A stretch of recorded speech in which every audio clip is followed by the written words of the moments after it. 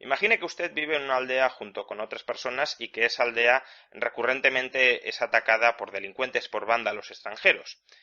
Hasta la fecha, hasta ese momento, la manera que han tenido los aldeanos de repeler las agresiones extranjeras ha sido que cada uno individualmente, por sus propios medios, se haya defendido de esos ataques. Pero imagine que hay un aldeano que es particularmente habilidoso a la hora de atacar, de defenderse y de repeler esas agresiones. Imagine además que ese aldeano no quiere solo defenderse a sí mismo, sino que decide que va a defender al resto de sus vecinos frente a los ataques de los delincuentes extranjeros. Imagine además que una vez ha procedido a la defensa de sus vecinos frente a esas agresiones extranjeras, ese aldeano particularmente fuerte, habilidoso en la batalla, se siente legitimado para exigirles al resto de sus vecinos una minuta por los servicios prestados.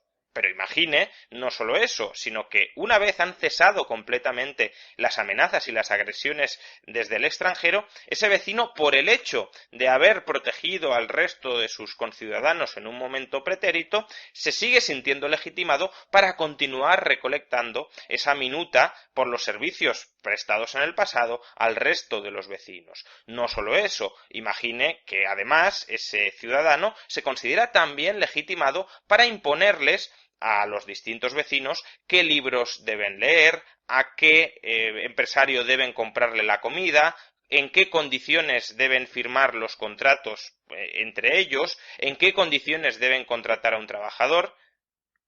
E imagine que si usted no quiere someterse a ninguno de estos mandatos emitidos por ese ciudadano que en un momento determinado le protegió frente a una agresión extranjera, ese ciudadano se considera legitimado a secuestrarle y a encerrarle en una habitación de la que usted no pueda salir bajo ninguna circunstancia. ¿Consideraría que esta situación es justa? ¿Consideraría que este ciudadano que le defendió a usted sin que usted le hubiese solicitado ayuda y que una vez después de haberle defendido se considera legitimado para manejar su vida a su antojo, sería una situación justa?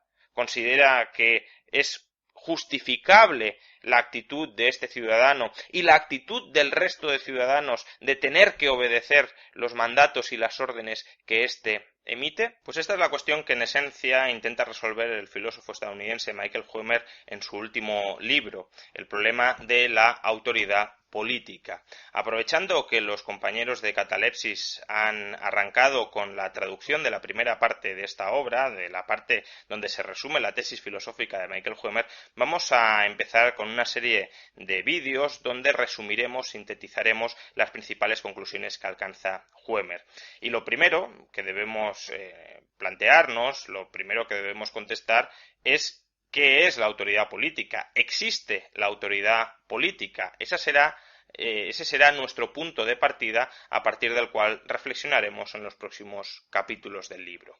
Pues bien, Michael Huemer define la autoridad política, que es la expresión que aparece en el título de su libro, como aquella propiedad moral según la cual los estados pueden coaccionar a las personas de formas no permitidas a nadie más. Es decir, de lo que estamos hablando es de la hiperlegitimidad jurídica y moral de los estados para comportarse de maneras distintas a las que se pueden comportar el resto de personas. No estamos planteándonos si existen formas de coacción justificadas o no, ese es otro debate.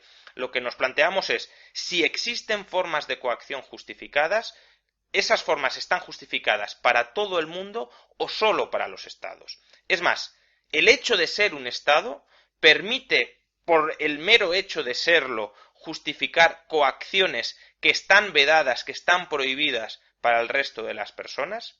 Eso es, en esencia, la autoridad política, esa hiperlegitimidad para comportarse de forma distinta a la que juzgamos razonable que deben comportarse el resto de las personas.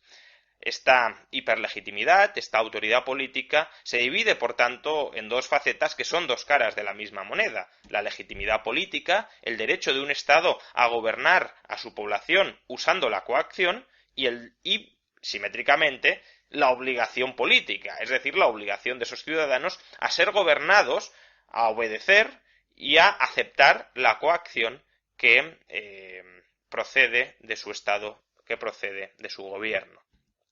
Por tanto, la autoridad política, esta característica de los estados por la cual se pueden comportar de formas distintas a las del resto de las personas, vendría a tener 5 características, 5 notas fundamentales. La primera es que es general, es decir, la autoridad política abarca y tiene competencias sobre todos los ciudadanos que se hallan bajo la jurisdicción de un Estado. Es decir, todos aquellos que caigan bajo la autoridad política de un Estado están sometidos a esa autoridad política. Pero a su vez también es particular frente a ciudadanos extranjeros. Un Estado no posee autoridad política frente a los ciudadanos que se hallan bajo la autoridad política de otros Estados. Por consiguiente, la autoridad política está contingentada geográficamente a un conjunto de ciudadanos que no son todos los ciudadanos del mundo, son simplemente algunos ciudadanos. Es general para esos ciudadanos, abarca a todos ellos, pero es particular frente a aquellos que no se encuentren insertos en ese grupo. A su vez, es independiente del contenido. La autoridad política puede llegar muy lejos en los mandatos, en la profundidad de los mandatos que emite el Estado. El Estado no se haya limitado o no se haya prácticamente limitado más allá de las autolimitaciones que se quiera imponer para ejercer y para emitir mandatos de contenido muy diverso. Y además también es muy amplia, es decir, no solo se trata de que el Estado se siente legitimado para comportarse de maneras muy distintas y muy intensamente distintas en unas determinadas materias, sino que abarca materias muy diversas en las que el Estado se siente, se cree, se considera legitimado para actuar de forma distinta, para ejercer coacciones que no autorizamos, que no permitimos al resto de ciudadanos. Y por último, es suprema. La supremacía de la autoridad política lo que viene a decir es que, por definición, no hay ninguna autoridad política por encima de la autoridad política de un Estado. El Estado es el decisor último en ámbitos concretos, en aquellos ámbitos concretos que él se atribuye la legitimidad política, el derecho a gobernar, y por tanto él es el último que resuelve cualquier controversia que aparezca sobre alguna de estas cuestiones. Por consiguiente, tenemos la autoridad política definida como ese comportamiento que no es reproducible por parte de otros ciudadanos y que es exclusivo de los Estados y que además tiene estas 5 notas características. Un ejemplo podría ser el cobro de los impuestos. Ningún partido. ¿Te está gustando este episodio? Hazte fan desde el botón Apoyar del podcast de Nivos.